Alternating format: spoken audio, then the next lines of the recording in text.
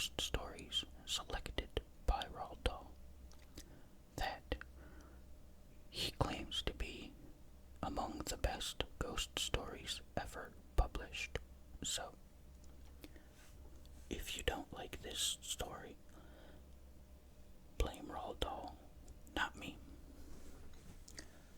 But today we are going to be reading Ringing the Changes by Robert Aikman. Okay.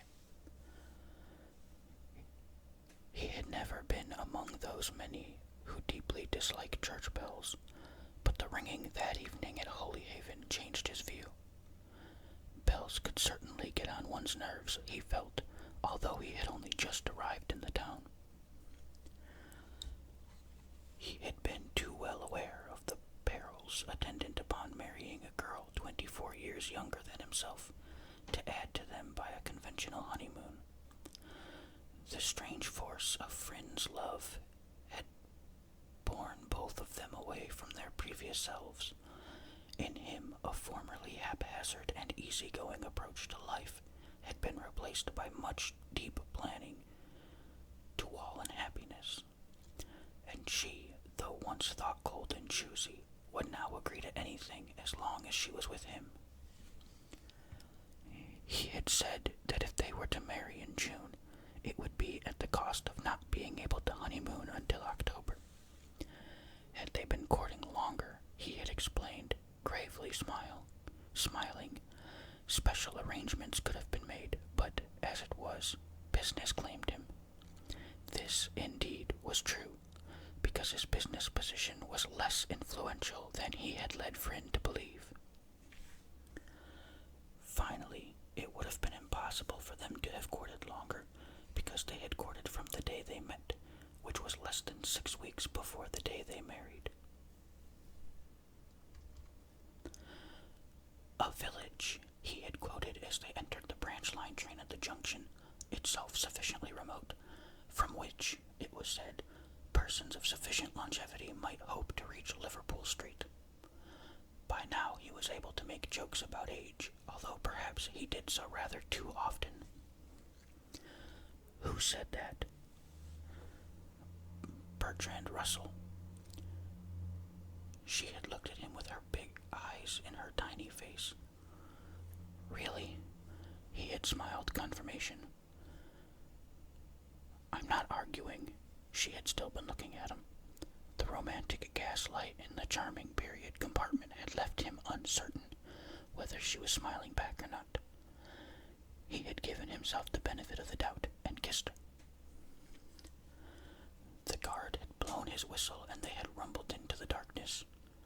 The branch line swung so sharply away from the main line that Frinn had been almost toppled from her seat. Why do we go so slowly when it's so flat? Because the engineer laid the line up and down the hills and valleys such as they are, instead of cutting through and embanking over them. He liked being able to inform her. How do you know? Gerald, you said you hadn't been to Holyhaven before. It applies to most of the railways in East Anglia. So that even though it's flatter, it's slower. Time matters less. I should have hated going to a place where time mattered, or that you'd been to before. You'd have had nothing to remember me by. He hadn't been quite sure that her words exactly expressed her thought, but the thought had lightened his heart. Holyhaven Station could hardly have been built in the days of the town's magnificence, for they were in the Middle Ages, but it still implied grander functions than came its way now. The platforms were long enough for visiting London expresses, which had since gone elsewhere, and the architecture of the waiting rooms would have been not insufficient for occasional use by foreign royalty. Oil lamps on perches, like those occupied by macaws, lighted the uniformed staff, who numbered 2, and, together with every other native of Holyhaven, looked like storm-habituated mariners. The station master and porter, as Gerald took them to be, watched him approach down the platform with a heavy suitcase in each hand and Friend walking deliciously by his side. He saw one of them address a remark to the other, but neither offered to help. Gerald had to put down the cases in order to give up their tickets. The other passengers had already disappeared. "Where's the bell?" Gerald had found the hotel in a reference book. It was the only one the book allotted to Holyhaven. But as Gerald spoke, and before the ticket collector could answer, the sudden deep note of an actual bell rang through the darkness. Friend caught hold of Gerald's sleeve. Ignoring Gerald, the station master, if such he was, turned to his colleague. "They're starting early." "Every reason to be in good time," said the other man. The station master nodded and put Gerald's tickets indifferently in his jacket pocket. "Can you please tell me how I get to the Bell Hotel?" The station master's attention returned to him. "Have you a room booked?" "Certainly." Tonight, the station master looked inappropriately suspicious. "Of course." Again, the station master looked at the other man. "It's them Pascoes." "Yes," said Gerald, "that's the name. Pasco." "We don't use the bell," explained the station master, "but you'll find it in Rack Street." He gesticulated vaguely and unhelpfully. "Straight ahead, down Station Road, then down Rack Street. You can't miss it." "Thank you." As soon as they entered the town, the big bell began to boom regularly. "What narrow streets," said Fryn. They followed the lines of the medieval city. Before the river silted up, Holyhaven was one of the most important seaports in Great Britain. "Where's everybody got to?" Although it was only 6 o'clock, the place certainly seemed deserted. "Where's the hotel got to?" rejoined Gerald. "Poor Gerald, let me help." She laid her hand beside his on the handle of the suitcase nearest to her, but as she was about 15 inches shorter than he, she could be of little assistance. They must already have gone more than a quarter of a mile. "Do you think we're in the right street?" "Most unlikely, I should say, but there's no one to ask." Must be early closing day. The single deep notes of the bell were now coming more frequently. "Why are they ringing that bell? Is it a funeral?" "Bit late for a funeral." She looked at him a little anxiously. "Anyway, it's not cold." "Considering we're on the East Coast, it's quite astonishingly warm." "Not that I care." "I hope that bell isn't going to ring all night." She pulled on the suitcase. His arms were in any case almost parting from his body. "Look, we've passed it." They stopped and he looked back. "How could we have done that?" "Well, we have." She was right.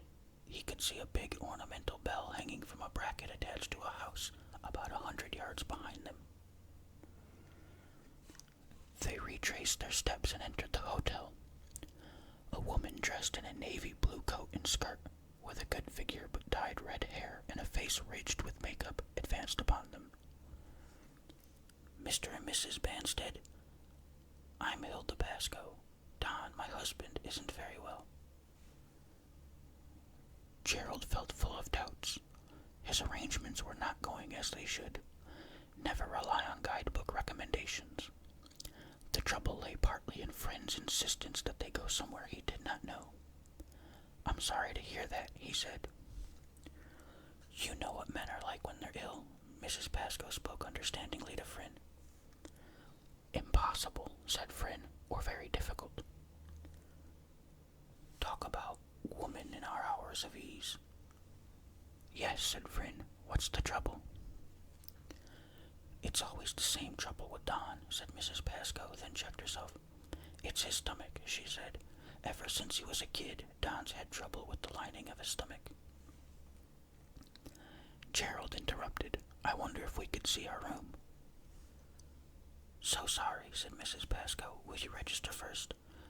She produced a battered volume bound in peeling imitation leather, just the name and address. She spoke as if Gerald might contribute a resume of his life. It was the first time he and Frin had ever registered in a hotel, but his confidence in the place was not increased by the long period which had passed since the registration above. "We're always quiet in October," remarked Mrs. Pascoe, her eyes upon him. Gerald noticed that her eyes were slightly bloodshot, except sometimes for the bars, of course. "We wanted to come out of season," said Frin soothingly. "Quite," said Mrs. Pascoe. "Are we alone in the house?" inquired Gerald. After all, the woman was probably doing her best. "Except for Commandant Shotcroft. You won't mind him, will you? He's a regular." "I'm sure we shan't," said Frin. "People say the house wouldn't be the same without Commandant Shotcroft." "I see." "What's that bell?" asked Gerald. Apart from anything else, it really was much too near. Mrs. Pascoe looked away. He thought she looked shifty under her entrenched makeup, but she only said, "Practice." "Do you mean there will be more of them later?" She nodded. "But never mind," she said encouragingly. "Let me show you to your room. Sorry there's no porter." Before they had reached the bedroom, the whole peal had commenced. "Is this the quietest room you have?" inquired Gerald. "What about the other side of the house?" "This is the other side of the house. St. Guthlax is over there," she pointed out through the bedroom door. Mrs. Pascoe said nothing. Her expression indicated that she was one of those people whose friendliness has a precise and seldom exceeded limit. "If you don't mind," said Gerald to Frin, hesitating. "They have ways of their own in Holyhaven," said Mrs. Pascoe. Her undertone of militancy implied, among other things, that if Gerald and Frin chose to leave, they were at liberty to do so. Gerald did not care for that either. Her attitude would have been different, he felt, had there been anywhere else for them to go. The bells were making him touchy and irritable. "It's a very pretty room," said Frin. "I adore four-posters." "Thank you," said Gerald to Mrs. Pascoe. "What time's dinner?" 7:30. You've time for a drink in the bar first." She went. "We certainly have," said Gerald when the door was shut. "It's only just 6. "Actually," said Frin, who was standing by the window looking down into the street, "I like church bells." "All very well," said Gerald, "but on one's honeymoon they distract the attention." "Not mine," said Frin simply. Then she added, "There's still no one about." "I expect they're all in the bar." "I don't want a drink. I want to explore the town." "As you wish, but hadn't you better unpack?" "I ought to, but I'm not going to. Not until after I've seen the sea." Such small shows of independence in her enchanted Gerald.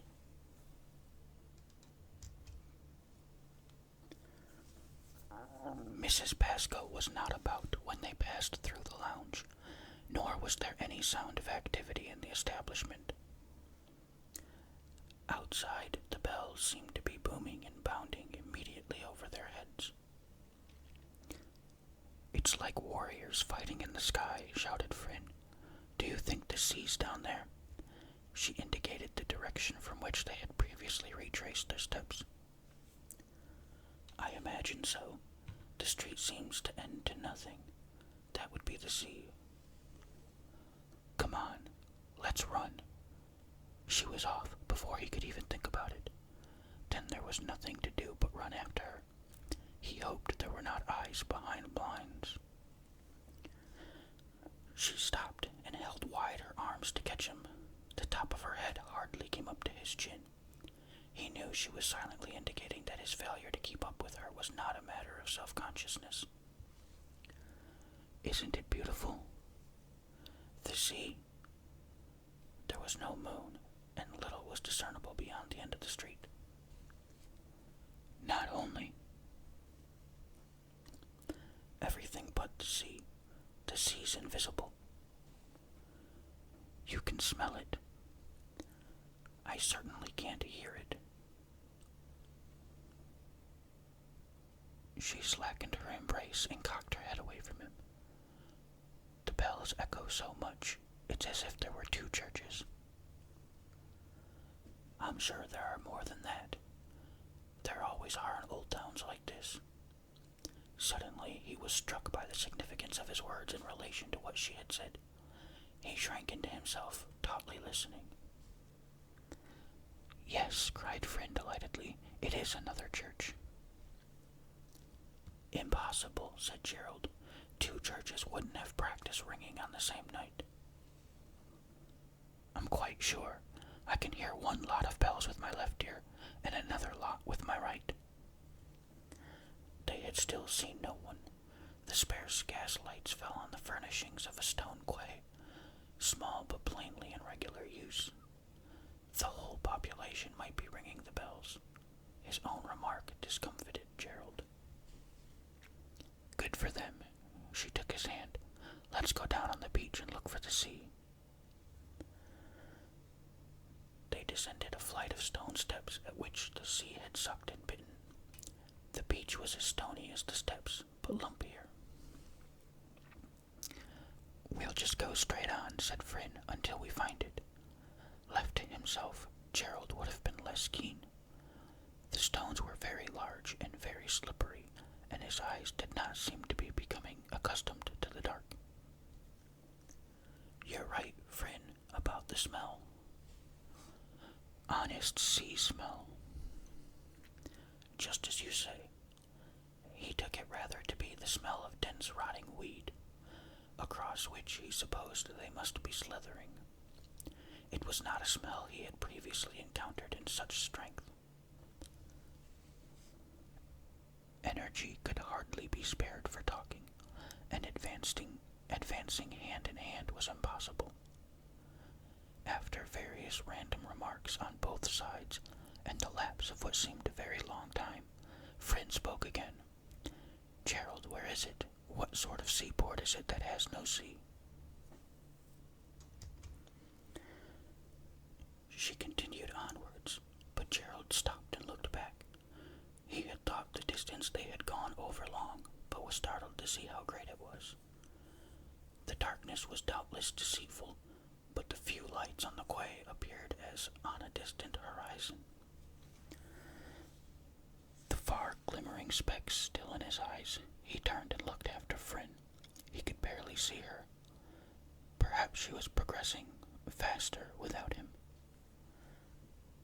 Fryn, darling.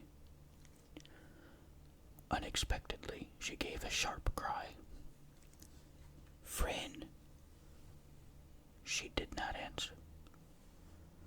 Fryn. Then she spoke more or less calmly. Panic over. Sorry, darling, I stood on something. He realized that a panic it had indeed been, at least in him. You're all right? Think so. He struggled up to her. The smell's worse than ever. It was overpowering. I think it's coming from what I stepped on. My foot went right in, and then there was the smell. I've never known anything like it. Sorry, darling, she said, gently mocking him. Let's go away. Let's go back, don't you think? Yes, said Fryn. But I must warn you I'm very disappointed. I think that seaside attractions should include the sea. He noticed that as they retreated, she was scraping the sides of one shoe against the stones, as if trying to clean it. I think the whole place is a disappointment, he said. I really must apologize. We'll go somewhere else. I like the bells, she replied, making a careful reservation. Gerald said nothing. I don't want to go somewhere where you've been before. The bells rang out over the desolate, unattractive beach. Now the sound seemed to be coming from every point along the shore. I suppose all the churches practice on the same night in order to get it over with, said Gerald. They do it in order to see which can ring the loudest, said Fryn. Take care you don't twist your ankle. The din as they reached the rough little quay was such as to suggest that Fryn's idea was literally true. The coffee room was so low that Gerald had to dip beneath a sequence of thick beams. Why coffee room? Asked Fryn, looking at the words on the door. I saw a notice that coffee will only be served in the lounge. It's the Lucas a non-lucendo principle. That explains everything. I wonder where we sit. A single electric lantern, mass-produced in an antique pattern, had been turned on. The bulb was of that limited wattage which is peculiar to hotels. It did little to penetrate the shadows. The Lucas a non-lucendo principle is the principle of calling white black. Not at all, said a voice from the darkness. On the contrary, the word black comes from an ancient root which means to bleach. They had thought themselves alone, but now saw a small man seated by himself at an unlighted corner table. In the darkness he looked like a monkey. I stand corrected, said Gerald.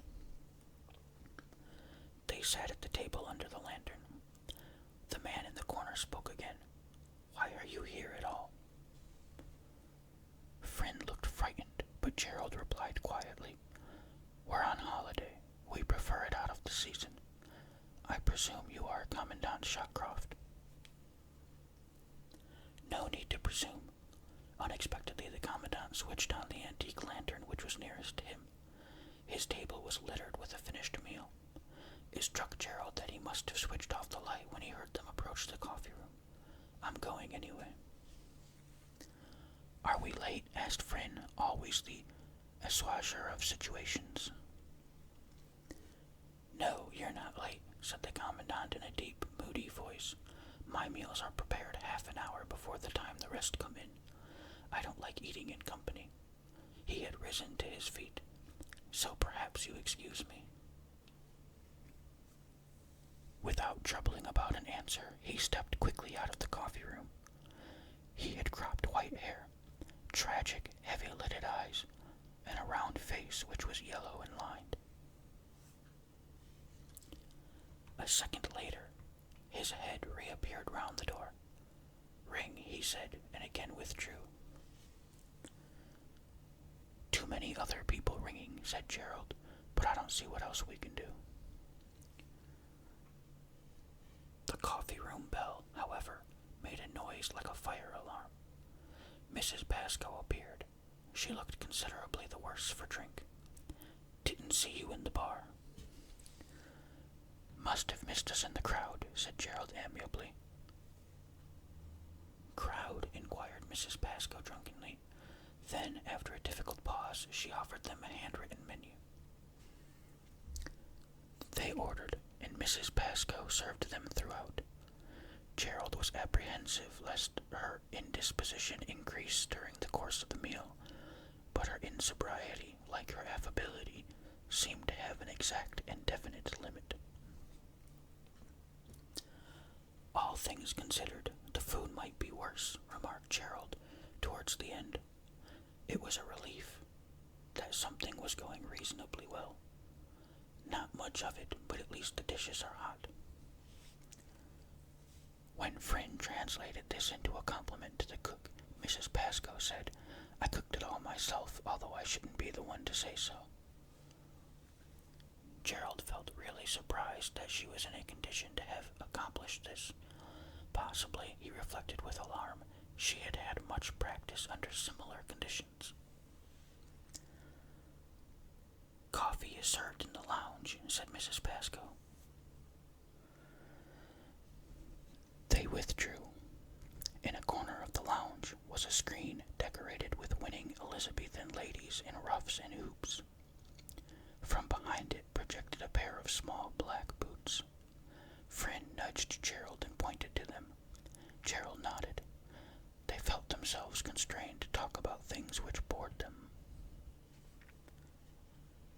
The hotel was old and its walls thick. In the empty lounge, the noise of the bells could not prevent conversation being overheard, but still came from all around, as if the hotel were a fortress beleaguered by surrounding artillery. After their second cups of coffee, Gerald suddenly said he couldn't stand it. "Darling, it's not doing us any harm. I think it's rather cozy." Friend subsided in the wooden chair with its sloping back and long mud-colored mock velvet cushions, and opened her pretty legs to the fire. "Every church in the town must be ringing its bells. It's been going on for 2.5 hours, and they never seem to take the usual breathers. We wouldn't hear, because of all the other bells ringing. I think it's nice of them to ring the bells for us." Nothing further was said for several minutes. Gerald was beginning to realize that they had yet to evolve a holiday routine. "I'll get you a drink. What shall it be?" "Anything you like, whatever you have." Friend was immersed in female enjoyment of the fire's radiance on her body. Gerald missed this and said, "I don't quite see why they have to keep the place like a hothouse. When I come back, we'll sit somewhere else." "Men wear too many clothes, darling," said Friend drowsily. Contrary to his assumption, Gerald found the lounge bar as empty as everywhere else in the hotel in the town. There was not even a person to dispense. Somewhat irritably, Gerald struck a brass bell which stood on the counter. It rang out sharply as a pistol shot. Mrs. Pascoe appeared at a door among the shelves. She had taken off her jacket, and her makeup had begun to run. "A cognac, please. Double. And a Camel." Mrs. Pascoe's hands were shaking so much that she could not get the cork out of the brandy bottle. "Allow me." Gerald stretched his arm across the bar. Mrs. Pascoe stared at him blearily. "Okay, but I must pour it." Gerald extracted the cork and returned the bottle. Mrs. Pascoe slopped a far from precise dose into a balloon. Catastrophe followed. Unable to return the bottle to the high shelf where it resided, Mrs. Pascoe placed it on a waist-level ledge. Reaching for the alembic of Kummel, she swept the 3/4 full brandy bottle onto the tiled floor. The stuffy air became fogged with the fumes of brandy from behind the bar. At the door from which Mrs. Pascoe had emerged appeared a man from the inner room. Though still youngish, he was puce and puffy, and in his braces, with no collar. Streaks of sandy hair laced his vast red scalp. Liquor oozed all over him, as if from a perished gourd. Gerald took it that this was Dahl. The man was too drunk to articulate. He stood in the doorway, clinging with each red hand to the ledge, and savagely struggling to flay his wife with imprecations. "How much?" said Gerald to Mrs. Pascoe. It seemed useless to try for the Camel. The hotel must have another bar. 3 and 6, said Mrs. Pascoe, quite lucidly, but Gerald saw that she was about to weep. He had the exact sum. She turned her back on him and flicked the cash register. As she returned from it, he heard the fragmentation of glass as she stepped on a piece of the broken bottle. Gerald looked at her husband out of the corner of his eye. The sagging, loose-mouthed figure made him shudder. Something moved him. "I'm sorry about the accident," he said to Mrs. Pascoe. He held the balloon in one hand and was just going. Mrs. Pascoe looked at him. The slow tears of desperation were edging down her face, but she now seemed quite sober. "Mr. Banstead," she said in a flat, hurried voice, "may I come and sit with you and your wife in the lounge? Just for a few minutes."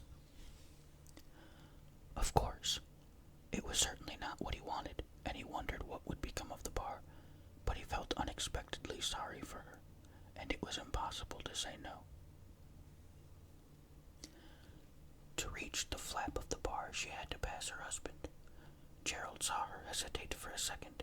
Then she advanced resolutely and steadily, and looking straight before her. If the man had let go with his hands, he would have fallen, but as she passed him, he released a great gob of spit. He was far too incapable to aim, and it fell on the side of his own trousers. Gerald lifted the flap for Mrs. Pascoe and stood back to let her precede him from the bar. As he followed her, he heard her husband maundering off into unintelligible inward searchings. "The camel," said Mrs. Pascoe, remembering in the doorway. "Never mind," said Gerald. "Perhaps I could try one of the other bars." "Not tonight. They're shut. I'd better go back." "No, we'll think of something else." It was not yet 9 o'clock, and Gerald wondered about the licensing justices. But in the lounge was another unexpected scene. Mrs. Pascoe stopped as soon as they entered, and Gerald, caught between two imitation leather armchairs, looked over her shoulder. Fryn had fallen asleep. Her head was slightly on one side, but her mouth was shut, and her body no more than gracefully relaxed, so that she looked most beautiful and, Gerald thought, a trifle unearthly, like a dead girl in an early picture by Millais. The quality of her beauty seemed also to have impressed Commandant Shotcroft, for he was standing silently behind her and looking down at her, his sad face transfigured. Gerald noticed that a leaf of the pseudo-Elizabethan screen had been folded back, revealing a small cretonne-covered chair, with an open dome face downward in its seat. "Won't you join us?" said Gerald boldly. There was that in the Commandant's face which boded no hurt. "Can I get you a drink?" The Commandant did not turn his head, and seemed unable to speak. Then in a low voice he said, "For a moment only." "Good," said Gerald. "Sit down. And you, Mrs. Pascoe." Mrs. Pascoe was dabbing at her face. Gerald addressed the Commandant. "What shall it be?" "Nothing to drink," said the Commandant in the same low mutter. It occurred to Gerald that if Fryn awoke, the Commandant would go. "What about you?" Gerald looked at Mrs. Pascoe, earnestly hoping she would decline. "No, thanks." She was glancing at the Commandant. Clearly she had not expected him to be there. Fryn being asleep, Gerald sat down too. He sipped his brandy. It was impossible to romanticize the action with a toast. The events in the bar had made him forget about the bells. Now, as they sat silently round the sleeping Fryn, the tide of sound swept over him once more. "You mustn't think," said Mrs. Pascoe, "that he's always like that." They all spoke in hushed voices. All of them seemed to have reasons to do so. The Commandant was again gazing somberly at Fryn's beauty. "Of course not," but it was hard to believe. The licensed business puts temptations in a man's way. It must be very difficult. We ought never to have come here. We were happy in South Norwood. You must do good business during the season. 2 months, said Mrs. Pascoe bitterly, but still softly. 2.5 at the very most. The people who come during the season have no idea what goes on out of it. What made you leave South Norwood? Don's stomach. The doctor said the sea air would do him good. Speaking of that, doesn't the sea go too far out? We went down on the beach before dinner, but couldn't see it anywhere. On the other side of the fire, the Commandant turned his eyes from Fryn and looked at Gerald. I wouldn't know, said Mrs. Pascoe. I never have time to look from one year's end to the other. It was a customary enough answer, but Gerald felt that it did not disclose the whole truth. He noticed that Mrs. Pascoe glanced uneasily at the Commandant, who by now was staring neither at Fryn nor at Gerald, but at the toppling citadels and the fire. "And now I must get on with my work," continued Mrs. Pascoe. "I only came in for a minute." She looked Gerald in the face. "Thank you," she said, and rose. "Please stay a little longer," said Gerald. "Wait till my wife wakes up." As he spoke, Fryn slightly shifted. "Can't be done," said Mrs. Pascoe, her lips smiling. Gerald noticed that all the time she was watching the Commandant from under her lids, and knew that, were he not there, she would have stayed. As it was, she went. "I'll probably see you later to say goodnight. Sorry the water's not very hot. It's having no porter." The bells showed no sign of flagging. When Mrs. Pascoe had closed the door, the Commandant spoke. He was a fine man once. Don't think otherwise. "You mean Pascoe?" The Commandant nodded seriously. "Not my type," said Gerald. "DSO and bar, DFC and bar. And now bar only. Why?" "You heard what she said. It was a lie. They didn't leave South Norwood for the sea air." "So I supposed." "He got into trouble. He was fixed. He wasn't the kind of man to know about human nature and all its rottenness." "A pity," said Gerald, "but perhaps, even so, this isn't the best place for him." "It's the worst," said the Commandant, a dark flame in his eyes, "for him or anyone else." Again Fryn shifted in her sleep, this time more convulsively, so that she nearly awoke. For some reason, the two men remained speechless and motionless until she was again breathing steadily. Against the silence within, the bells sounded louder than ever. It was as if the tumult were tearing holes in the roof. "It's certainly a very noisy place," said Gerald, still in an undertone. "Why did you have to come tonight of all nights?" The Commandant spoke in the same undertone, but his vehemence was extreme. "This doesn't happen often. Once every year. They should have told us. They don't usually accept bookings. They've no right to accept them. When Pascoe was in charge, they never did." "I expect that Mrs. Pascoe felt they were in no position to turn away business. It's not a matter that should be left to a woman. Not much alternative, surely. At heart, women are creatures of darkness all the time." The Commandant's seriousness and bitterness left Gerald without a reply. "My wife doesn't mind the bells," he said after a moment. "In fact, she rather likes them." The Commandant really was converting a nuisance, though an acute one, into a melodrama. The Commandant turned and gazed at him. It struck Gerald that what he had just said in some way, for the Commandant, placed Fryn also in a category of the lost. "Take her away, man," said the Commandant, with scornful ferocity.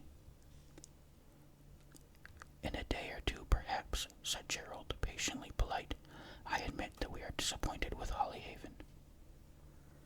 Now, while there's still time, this instant." There was an intensity of conviction about the Commandant which was alarming. Gerald considered. Even the empty lounge, with its dreary decorations and commonplace furniture, seemed inimical. "They can hardly go on practicing all night," he said, but now it was fear that hushed his voice. "Practicing?" The Commandant's scorn flickered coldly through the overheated room. "What else?" "They're ringing to wake the dead."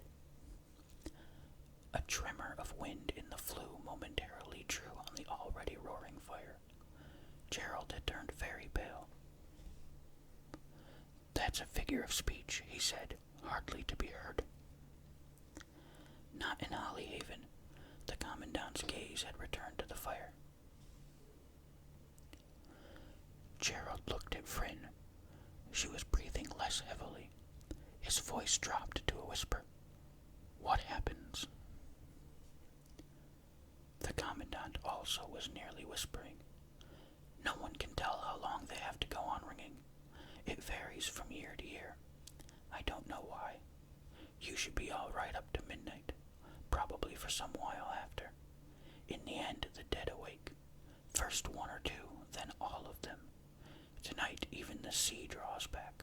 You have seen that for yourself. In a place like this, there are always several drowned each year. This year, there have been more than several. But even so, that's only a few. Most of them come not from the water, but from the earth. It is not a pretty sight. Where do they go? I've never followed them to see. I'm not stark staring mad. The red of the fire reflected in the Commandant's eyes. There was a long pause.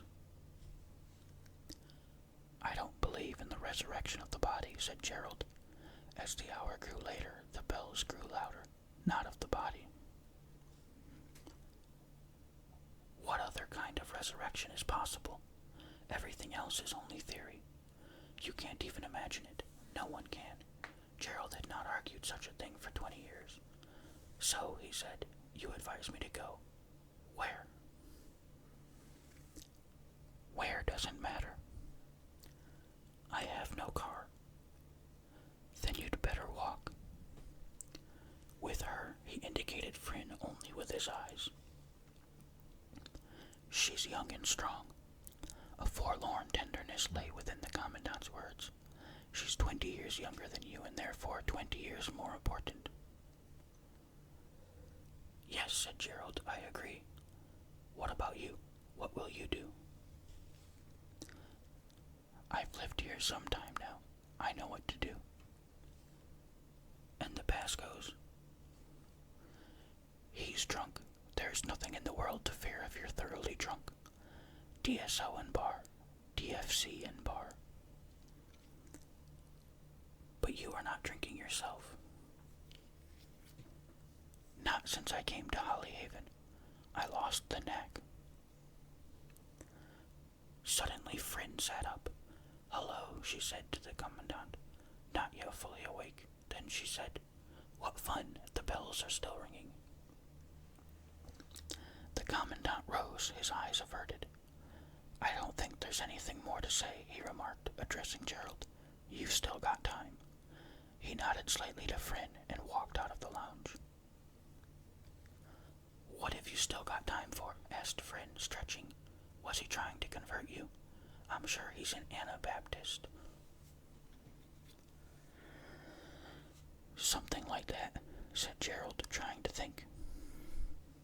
Shall we go to bed? Sorry, I'm so sleepy. Nothing to be sorry about. Or shall we go for another walk? That would wake me up. Besides, the tide might have come in. Gerald, although he half despised himself for it, found it impossible to explain to her that they should leave at once, without transport or a destination. Walk all night if necessary. He said to himself that probably he would not go even were he alone. If you're sleepy, it's probably a good thing. Darling. I mean, with these bells, God knows when they will stop. Instantly he felt a new pang of fear at what he had said. Mrs. Pascoe had appeared at the door leading to the bar, and opposite to that from which the Commandant had departed. She bore 2 steaming glasses on a tray. She looked about, possibly to confirm that the Commandant had really gone. I thought you might both like a nightcap, Ovaltine with something in it. Thank you, said Fryn. I can't think of anything nicer. Gerald set the glass on a wicker table and quickly finished his cognac. Mrs. Pascoe began to move chairs and slap cushions. She looked very haggard. an Anabaptist? Asked Fran over her shoulder. She was proud of her ability to outdistance Gerald in beginning to consume a hot drink. Mrs. Pascoe stopped slapping for a moment. I don't know what that is, she said. He's left his book, said Fran on a new tack. Mrs. Pascoe looked at it indifferently across the lodge. I wonder what he's reading, continued Fran. Fox's Lives of the Martyrs, I expect. A small, unusual devil seemed to have entered into her. But Mrs. Pascoe knew the answer. It's always the same, she said contemptuously. He only reads one. It's called 15 Decisive Battles of the World. He's been reading it ever since he came here. When he gets to the end, he starts again. Should I take it up to him? Asked Gerald. It was neither courtesy nor inclination, but rather a fear lest the commandant return to the lounge. A desire, after those few minutes of reflection, to cross-examine. Thanks very much, said Mrs. Pascoe, as if relieved of a similar apprehension. Room 1, next to the suit of Japanese armor. She went on tipping and banging. To Gerald's inflamed nerves, her behavior seemed too consciously normal.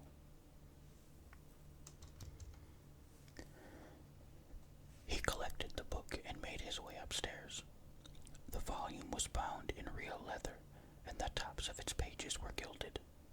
Apparently a presentation copy. Outside the lounge, Gerald looked at the flyleaf. In a very large hand was written, "To my dear son, Raglan, on his being honored by the Queen, from his proud father, B. Shotcroft, Major General." Beneath the inscription, a very ugly military crest had been appended by a stamper of primitive type. The suit of Japanese armor lurked in a dark corner, as the commandant himself had done when Gerald had first encountered him. The wide brim of the helmet concealed the black eye holes in the headpiece. The mustache bristled realistically. It was exactly as if the figure stood guard over the door behind it. On the door was no number, but there being no other in sight, Gerald took it to be the door of number 1. A short way down the dim, empty passage was a window, the ancient sashes of which shook in the din and blast of the bells.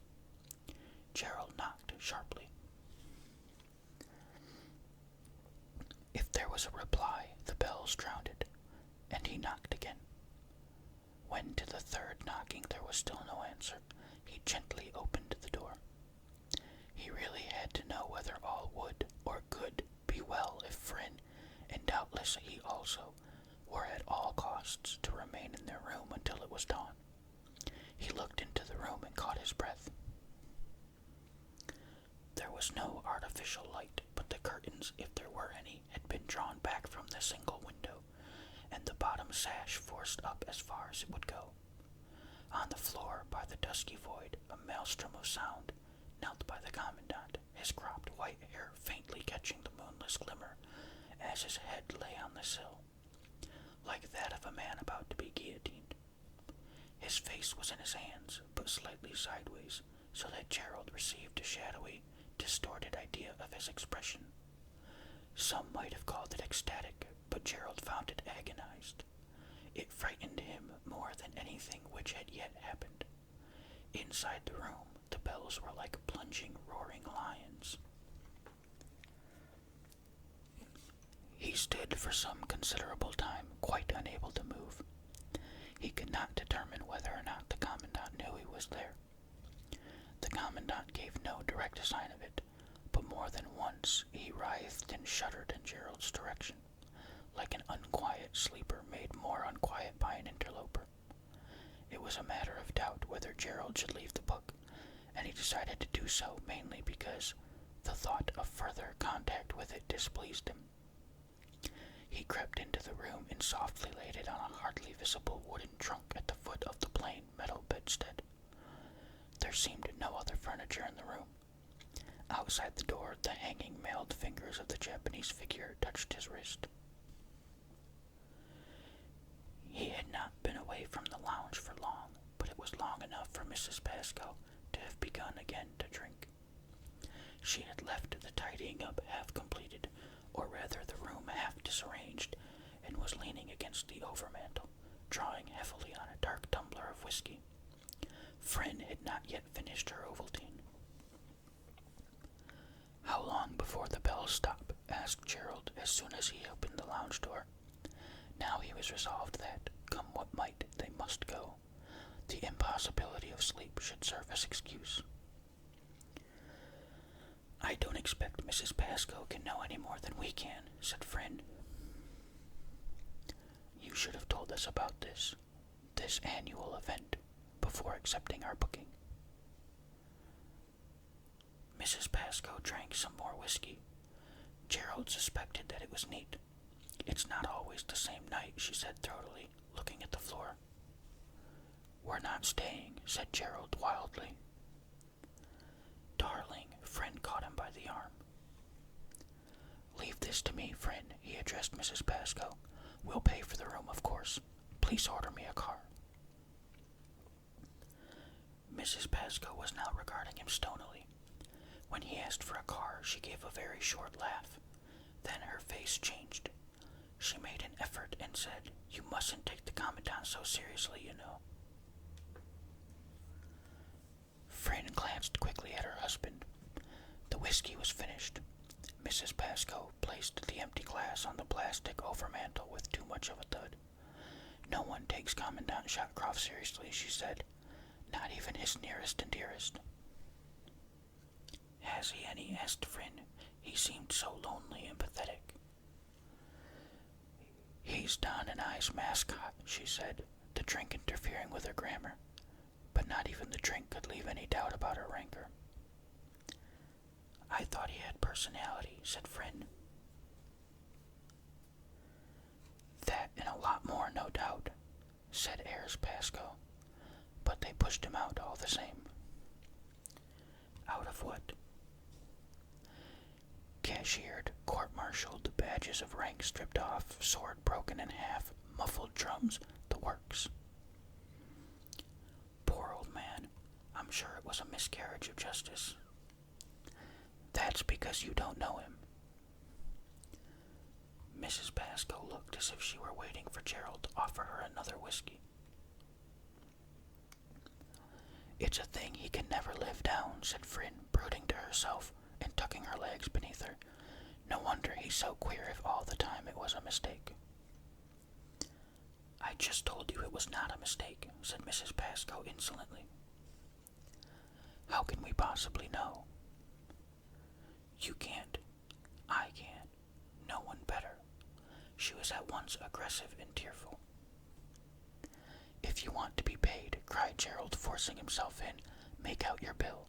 Friend, come upstairs and pack." If only he hadn't made her unpack between their walk and dinner. Slowly, Friend uncoiled and rose to her feet. She had no intention of either packing or departing, nor was she going to argue. "I shall need your help," she said, "if I'm going to pack." In Mrs. Pascoe there was another change. Now she looked terrified. "Don't go. Please don't go. Not now. It's too late." Gerald confronted her. "Too late for what?" he said harshly. Mrs. Pascoe looked paler than ever. "You said you wanted a car," she faltered. "You're too late." Her voice trailed away. Gerald took Friend by the arm. "Come on up." Before they reached the door, Mrs. Pascoe made a further attempt. "You'll be all right if you stay. Really you will."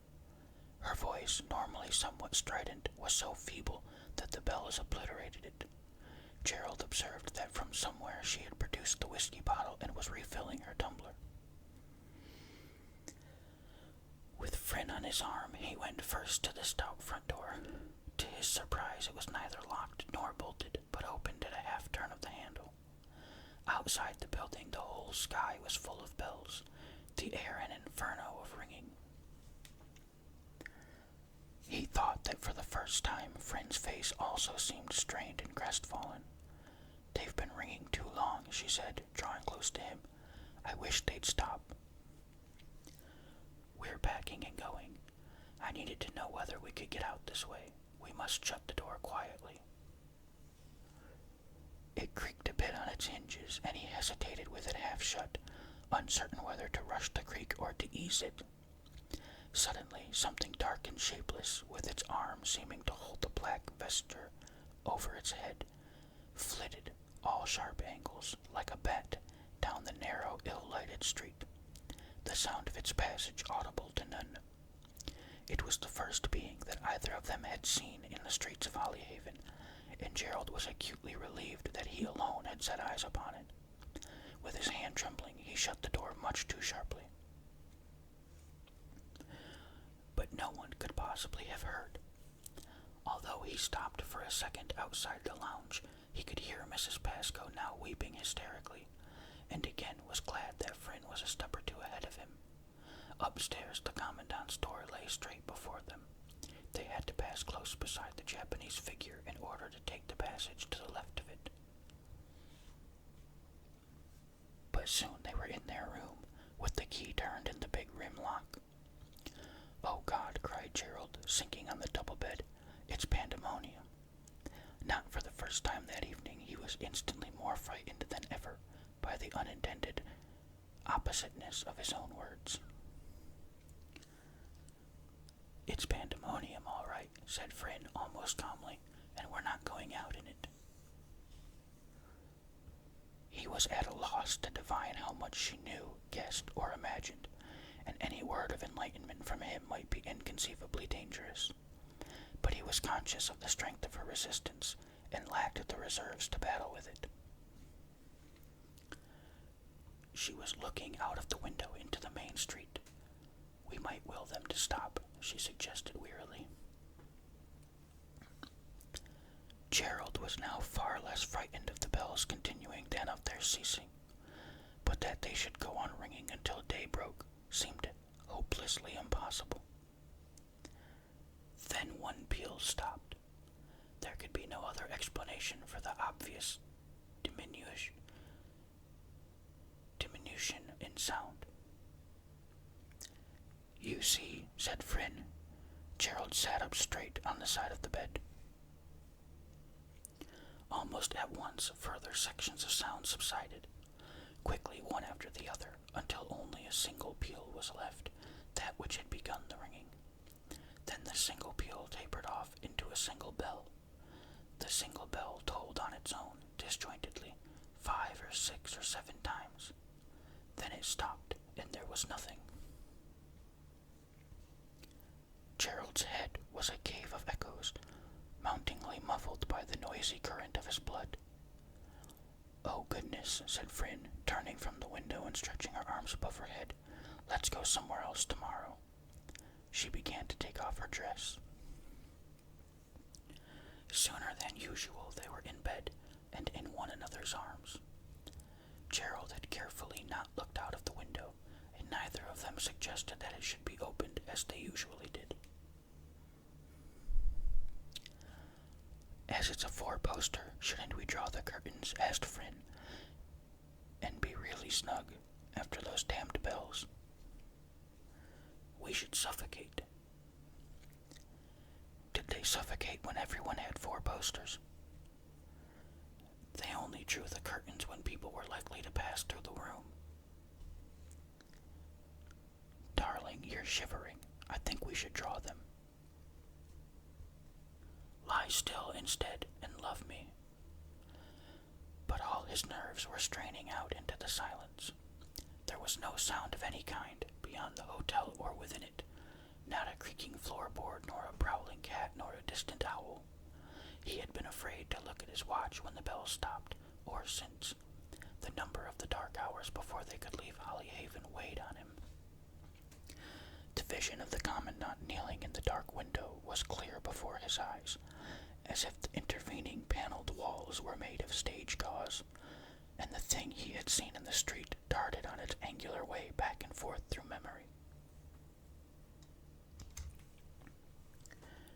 Then passion began to open its petals within him, layer upon slow layer, like an illusionist's red flower which, without soil or sun or sap, grows as it is watched.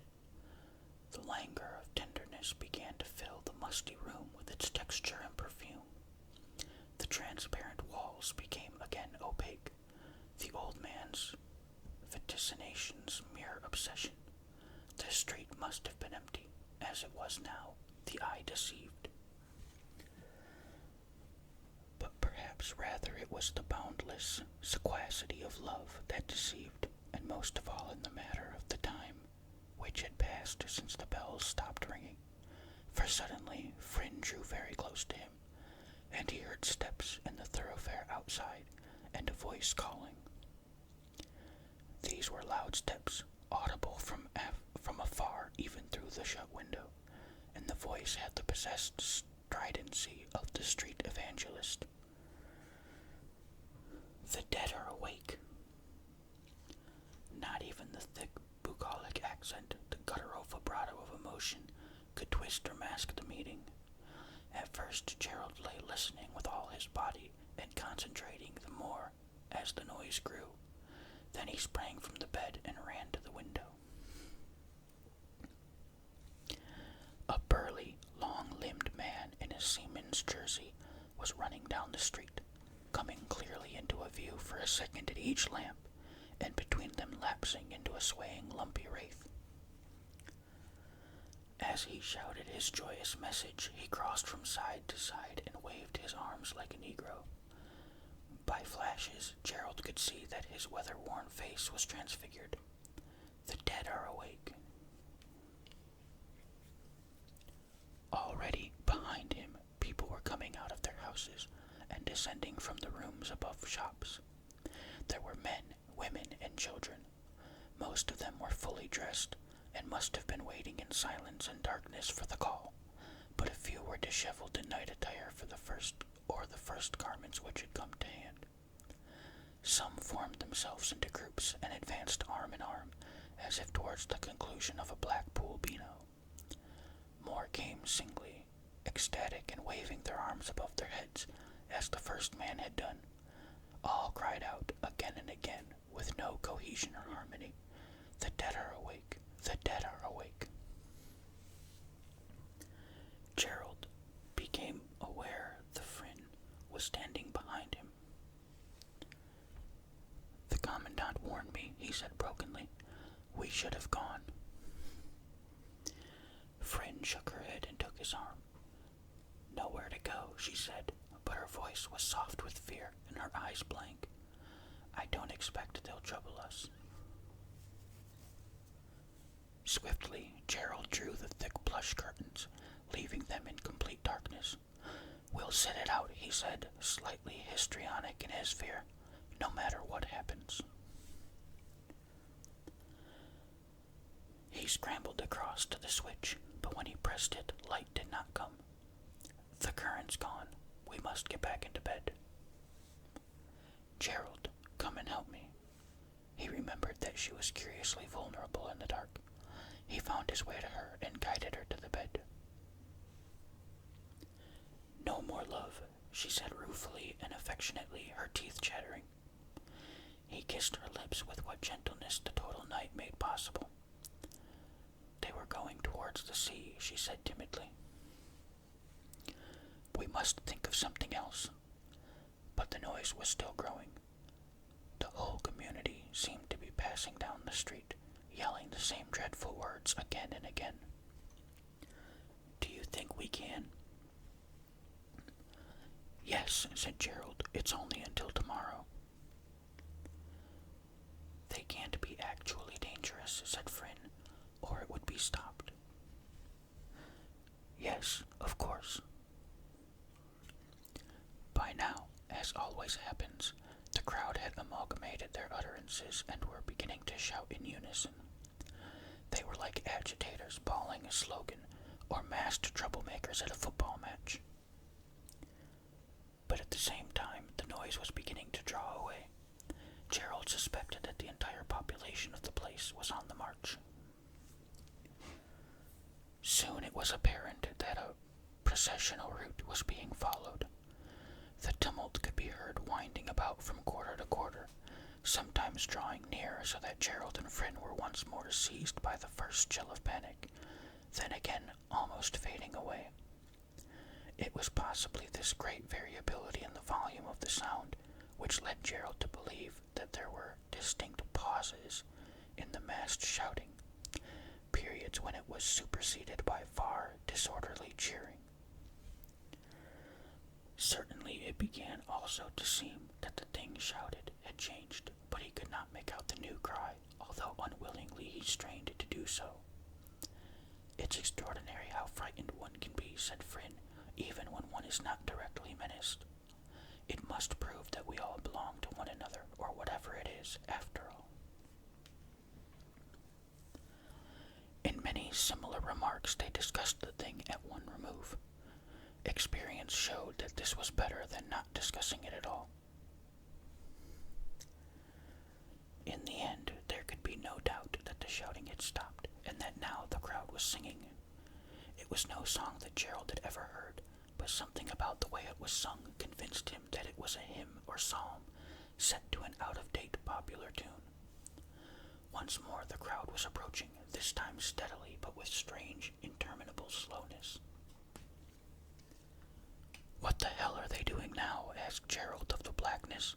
His nerves wound so tight that the foolish question was forced out of him.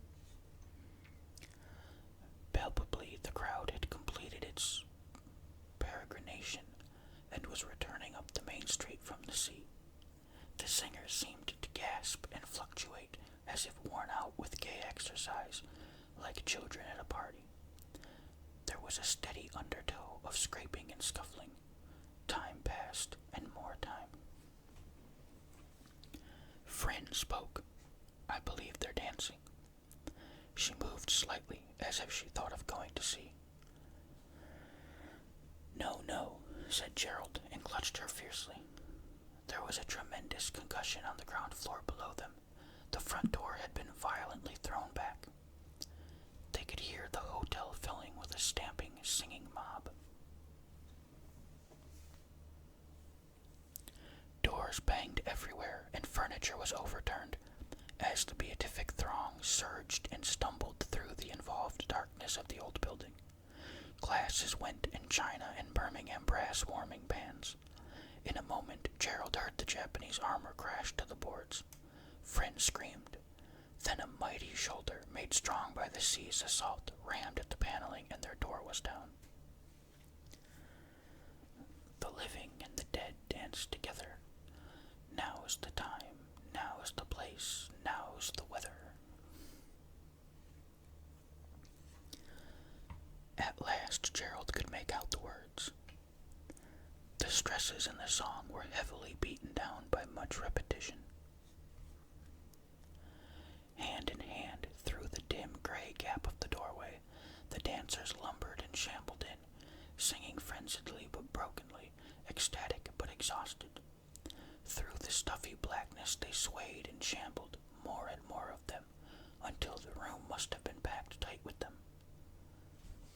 Fryn screamed again. The smell! Oh God, the smell! It was the smell they had encountered on the beach, in the congested room, no longer merely offensive, but obscene, unspeakable. Fryn was hysterical.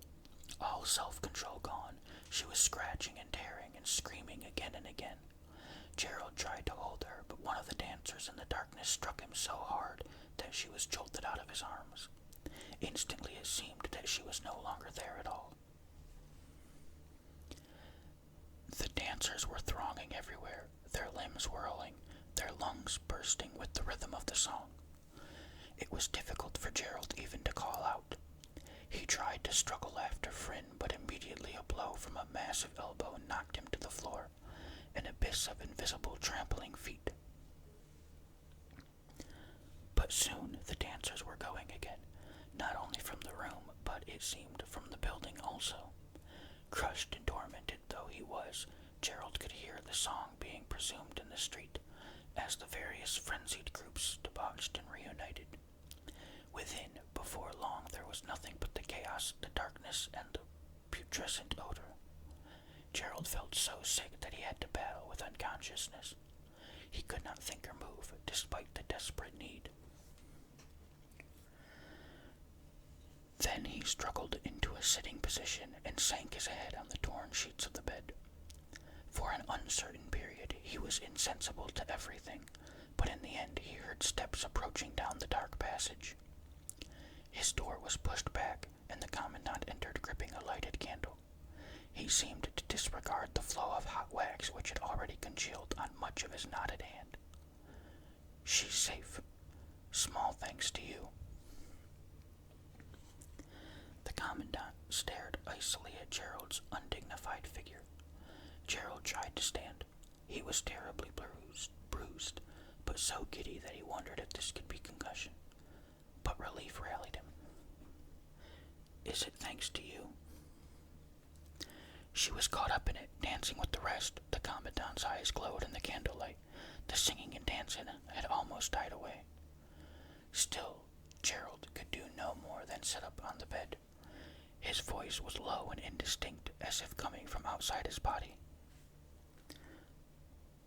Were some of them?" The commandant replied, more scornful than ever of his weakness.